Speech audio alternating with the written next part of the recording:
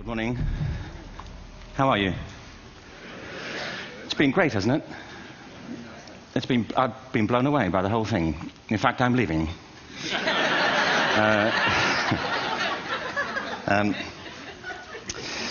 There have been three themes, haven't there, running through the conference, which are relevant to what I want to talk about. One is the extraordinary evidence of human creativity in all of the presentations that we've had and in all the people here.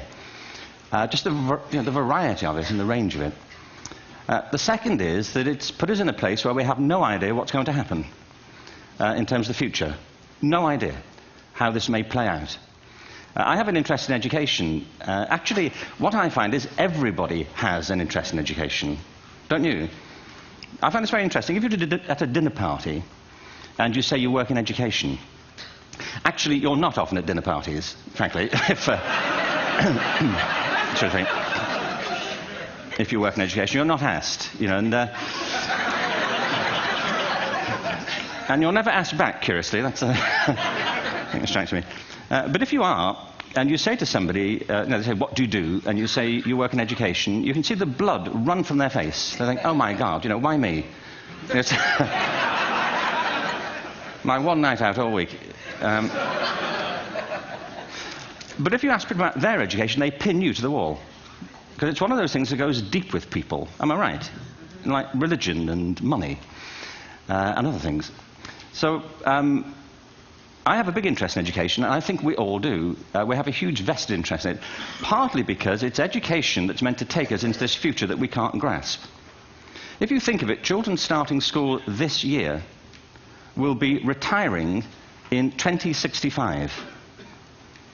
Nobody has a clue, despite all the expertise that's been on parade for the past 4 days, what the world will look like in 5 years' time. And yet we're meant to be educating them for it. So the unpredictability, I think, is extraordinary. And the third part of this is that we've all agreed, nonetheless, on the really extraordinary capacities that children have, their capacities for innovation. I mean, Serena last night was a marvel, wasn't she? Just seeing what she could do. And she's exceptional, but I think she's not, so to speak, exceptional in the whole of childhood. What you have there is a person of extraordinary dedication who found a talent. And my contention is all kids have tremendous talents, and we squander them pretty ruthlessly. So I want to talk about education, and I want to talk about creativity. My contention is that creativity now is as important in education as literacy, and we should treat it with the same status. Thank you.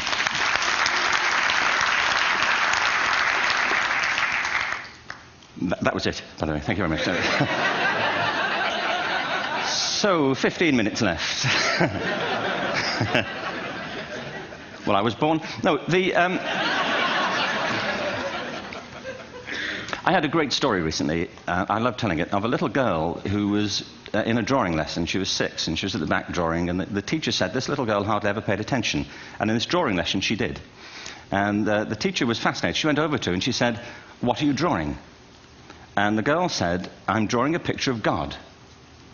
And the teacher said, but nobody knows what God looks like. And the girl said, they will in a minute.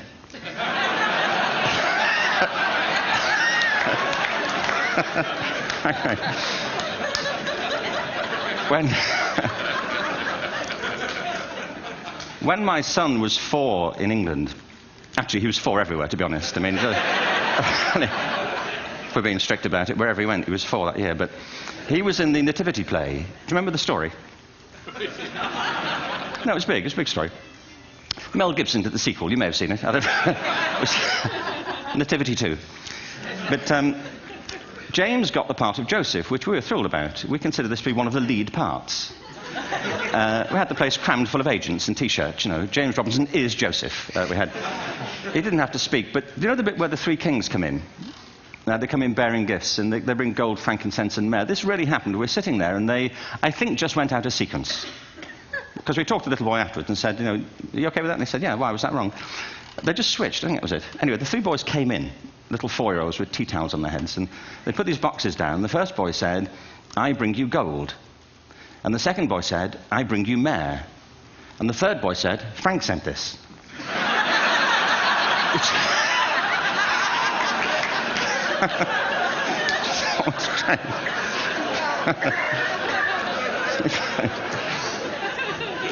What these things have in common, you see, is that kids will take a chance.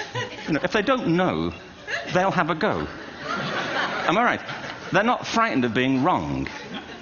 Now, I don't mean to say that being wrong is the same thing as being creative. What we do know is, if you're not prepared to be wrong, you'll never come up with anything original. If you're not prepared to be wrong. And by the time they get to be adults, most kids have lost that capacity. They have become frightened of being wrong. And we run our companies this, by the way. We stigmatize mistakes. And we're now running national education systems where mistakes are the worst thing you can make. And the result is that we are educating people out of their creative capacities. Picasso once said this. He said that all children are born artists. The problem is to remain an artist as we grow up. I believe this passionately, that we don't grow into creativity, we grow out of it. Or rather, we get educated out of it. So why is this? I lived in Stratford-on-Avon until about 5 years ago. In fact, we moved from Stratford to Los Angeles. So you can imagine what a seamless transition, this was from LA. Actually, we lived in a place called Snitterfield, just outside Stratford, which is where Shakespeare's father was born. Are you struck by a new thought? I was. You don't think of Shakespeare having a father, do you? Do you? Because you don't think of Shakespeare being a child, do you? Shakespeare being 7. I never thought of it. I mean, he was 7 at some point. He was in somebody's English class, wasn't he?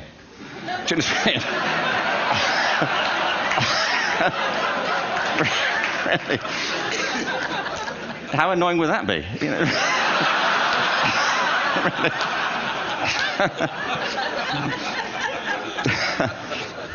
Must try harder. Being sent to bed by his dad to Shakespeare. Go to bed now, to William Shakespeare, and put the pencil down, and stop speaking like that. It's confusing everybody.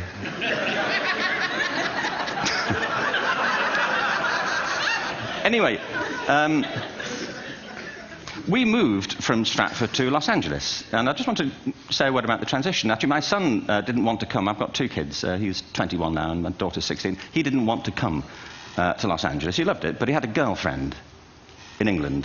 This was the love of his life, Sarah. He'd known her for a month. Mind you, they'd had their 4th anniversary by then, because it's a long time when you're 16. Anyway, he was really upset on the plane. He said, "I'll never find another girl like Sarah." And we were rather pleased about that, frankly, because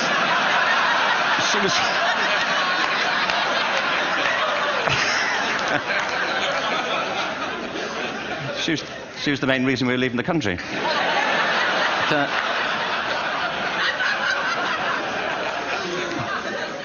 But something strikes you when you move to America and when you travel around the world. Every education system on Earth has the same hierarchy of subjects. Everyone, doesn't matter where you go. You'd think it would be otherwise, but it isn't. At the top are mathematics and languages, then the humanities, and at the bottom are the arts, everywhere on Earth. And in pretty much every system, too, there's a hierarchy within the arts. Art and music are normally given a higher status in schools than drama and dance.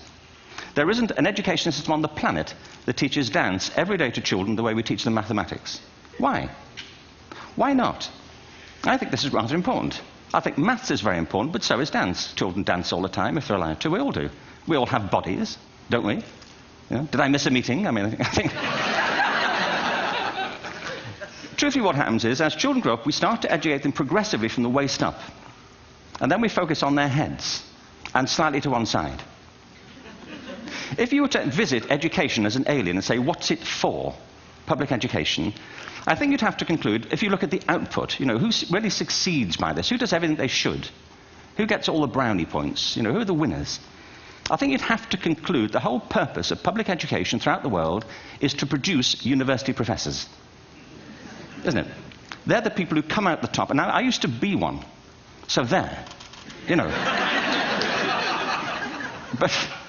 And I like university professors, but, we shouldn't hold them up as the high watermark of all human achievement. They're just a form of life.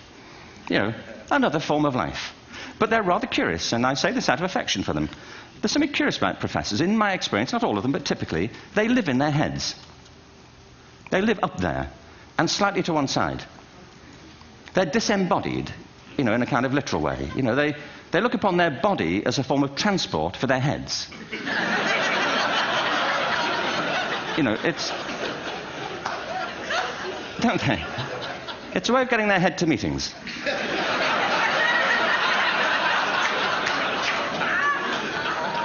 If you want real evidence of out-of-body experiences, by the way, get yourself along to a residential conference for senior academics and pop into the discotheque on the final night. And there you will see it. Grown men and women writhing uncontrollably off the beat. Waiting to end so they can go home and write a paper about it. Now, our education system is predicated on the idea of academic ability. And there's a reason. The whole system was invented around the world. There were no public systems of education really before the 19th century. They all came into being to meet the needs of industrialism. So the hierarchy is rooted on two ideas. Number one, that the most useful subjects for work are at the top. So you were probably steered benignly away from things at school when you were a kid, things you liked, on the grounds you would never get a job doing that. Is that right? Don't do music, you're not going to be a musician. Don't do art, you won't be an artist. Benign advice. Now, profoundly mistaken. The whole world is engulfed in a revolution. And the second is academic ability, which has really come to dominate our view of intelligence because the universities designed the system in their image. If you think of it, the whole system of public education around the world is a protracted process of university entrance. And the consequence is that many highly talented, brilliant, creative people think they're not, because the thing they were good at school wasn't valued or was actually stigmatized. And I think we can't afford to go on that way. In the next 30 years, according to UNESCO, more people worldwide will be graduating through education than since the beginning of history. More people. And it's the combination of all the things we've talked about, technology and its transformational effect on work, and demography and the huge explosion in population. Suddenly, degrees aren't worth anything. Isn't that true? When I was a student, if you had a degree, you had a job. If you didn't have a job, it's because you didn't want one. And I didn't want one, frankly. So, but now, kids with degrees are often heading home to carry on playing video games. Because you need an MA, where the previous job required a BA, and now you need a PhD for the other. It's a process of academic inflation, and it indicates the whole structure of education is shifting beneath our feet. We need to radically rethink our view of intelligence. We know three things about intelligence. One, it's diverse. We think about the world in all the ways that we experience it. We think visually, we think in sound, we think kinesthetically, we think in abstract terms, we think in movement. Secondly, intelligence is dynamic. If you look at the interactions of a human brain, as we heard yesterday from a number of presentations, intelligence is wonderfully interactive. The brain isn't divided into compartments. In fact, creativity, which I define as the process of having original ideas that have value, more often than not, comes about through the interaction of different disciplinary ways of seeing things. The brain is intentionally... By the way, there's a shaft of nerves that joins the two halves of the brain called the corpus callosum. It's thicker in women. Following on from Helen yesterday, I think this is probably why women are better at multitasking. Because you are. Aren't you? There's a raft of research, but I know it from my personal life. If my wife is cooking a meal at home, which is not often, thankfully, but, if she's doing... she's good at some things. But if she's cooking, she's dealing with people on the phone, she's talking to the kids, she's painting the ceiling, she's doing open heart surgery over here. If I'm cooking, the door is shut, the kids are out, the phone's on the hook. If she comes in, I get annoyed. I say, Terry, please, I'm trying to fry an egg in here.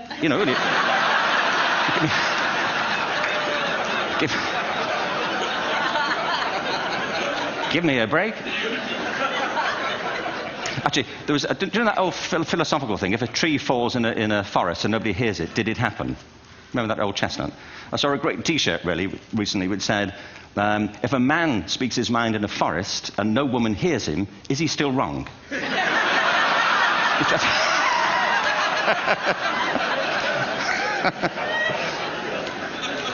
And the third thing about intelligence is it's distinct. I'm doing a new book at the moment called Epiphany, which is based on a series of interviews with people about how they discovered their talent. I'm fascinated by how people got to be there. It's really prompted by a conversation I had with a wonderful woman who most people have never heard of. She's called Gillian Lynn. Have you heard of her? Some have. She's a choreographer, and everybody knows her work. She did Cats. and Phantom of the Opera. She's wonderful. I used to be on the board of the Royal Ballet in England, as you can see. And anyway, Jill and I had lunch one day. I said, how'd you get to be a dancer? And she said it was interesting. When she was at school, she was really hopeless. And the school in the 30s wrote to her parents and said, we think Gillian has a learning disorder. She couldn't concentrate, she was fidgeting. I think now they'd say she had ADHD. Wouldn't you? But this was the 1930s, and ADHD hadn't been invented, at this point, so it wasn't an available condition. People weren't aware they could have that. Anyway, she went to see this specialist. So this oak-panelled room, and she was there with her mother, and she was led and sat on this chair at the end, and she sat on her hands for 20 minutes while this man talked to her mother about all the problems Gillian was having at school. And at the end of it, because she was disturbing people, their homework was always late and so on, little kid of 8, in the end, the doctor went and sat next to Gillian and said, Gillian, I've listened to all these things that your mother's told me. I need to speak to her privately. So he said, wait here, we'll be back, we won't be very long, and they went and left her. But as they went out the room, he turned on the radio that was sitting on his desk. And when they got out the room, he said to her mother, just stand and watch her. And the minute they left the room, she said she was on her feet, moving to the music. And they watched for a few minutes, and he turned to her mother, and he said, Mrs. Lynn, Gillian isn't sick, she's a dancer. Take her to a dance school. I said, what happened? He said, she did. I can't tell you how wonderful it was. We walked in this room, and it was full of people like me. People who couldn't sit still. People who had to move to think. Who had to move to think. They did ballet, they did tap, they did jazz, they did modern, they did contemporary. She was eventually auditioned for the Royal Ballet School. She became a soloist. She had a wonderful career at the Royal Ballet. She eventually graduated from the Royal Ballet School, found her own company, the Gillian Dance Company, met Andrew Lloyd Webber. She's been responsible for some of the most successful musical theatre productions in history. She's given pleasure to millions, and she's a multi-millionaire. Somebody else might have put her on medication and told her to calm down. Now, I think...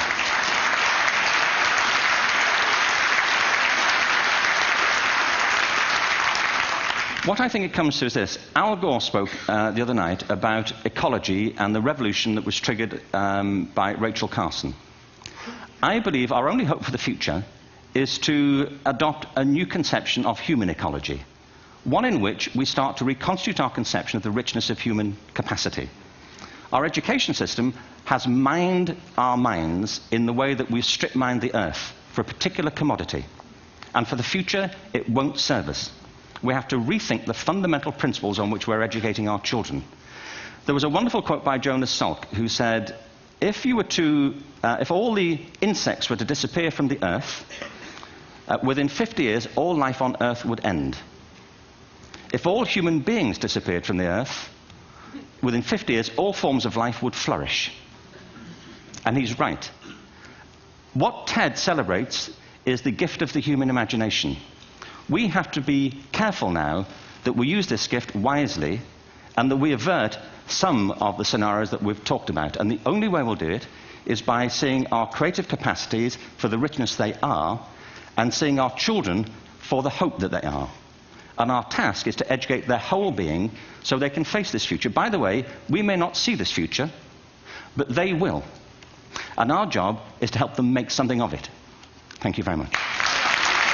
Bravo. Hierher.